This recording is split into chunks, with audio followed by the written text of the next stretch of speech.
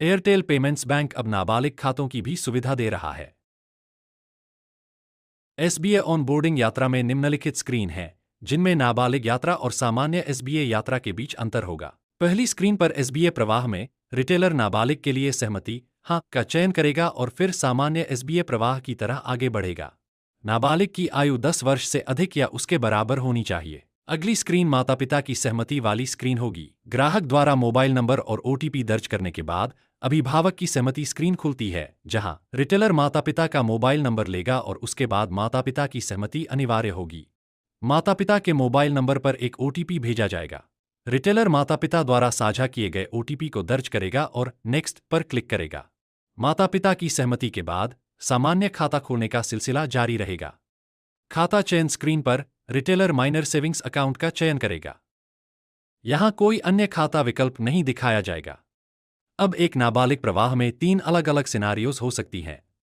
Scenario 1, जब नाबालिग अपना पैन देता है और माता पिता के पास पैन नहीं होता। रिटेलर माता पिता का आधार नंबर दर्ज करेगा, जिसके बाद आधार सहमति और माता पिता की घोषणा ली जाएगी। रिटेलर नेक्स्ट बटन पर क्लिक करेगा। इसके बाद रिटेलर माता पिता से 3 तरीकों में से किसी एक के माध्यम से अपने आधार विवरण को पुष्टि करने के लिए कहता है। बायोमेट्रिक इंप्रेशन, आधार ओटीपी, चेहरा प्रमाणीकरण। सिनारियो 2, जब नाबालिग अपना पैन नहीं देता है और माता पिता अपना पैन देते हैं। रिटेलर माता पिता के पास पैन है विकल्प का चयन करेगा। रिटेलर माता पिता का पैन नंबर दर्ज करेगा और आगे बढ़े पर क्लिक करेगा। रिटेलर माता पिता का आधार नंबर दर्ज करेगा, जिसके बाद आधार सहमति और माता पिता की घोषणा ली जाएगी। रिटेलर नेक्स्ट बटन पर क्लिक करेगा। इसके बाद रिटेलर माता पिता से 3 तरीकों में से किसी एक के माध्यम से अपने आधार विवरण को पुष्टि करने के लिए कहता है। बायोमेट्रिक इंप्रेशन, आधार ओटीपी, चेहरा प्रमाणीकरण। सिनारियो 3, जब नाबालिग अपना पैन नहीं देता है और माता पिता भी अपना पैन नहीं देते हैं। रिटेलर माता पिता के पास पैन नहीं है विकल्प का चयन करेगा और आगे बढ़े पर क्लिक करेगा, जिसके बाद फॉर्म 60 दिखाई देगा। रिटेलर नेक्स्ट पर क्लिक करेगा और फिर पेरेंट केवाईसी स्क्रीन खुल जाएगी। रिटेलर माता पिता का आधार नंबर दर्ज करेगा, जिसके बाद आधार सहमति और माता पिता की घोषणा ली जाएगी। रिटेलर नेक्स्ट बटन पर क्लिक करेगा।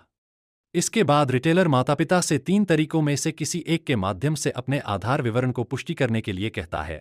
बायोमेट्रिक इंप्रेशन, आधार ओटीपी, चेहरा प्रमाणीकरण।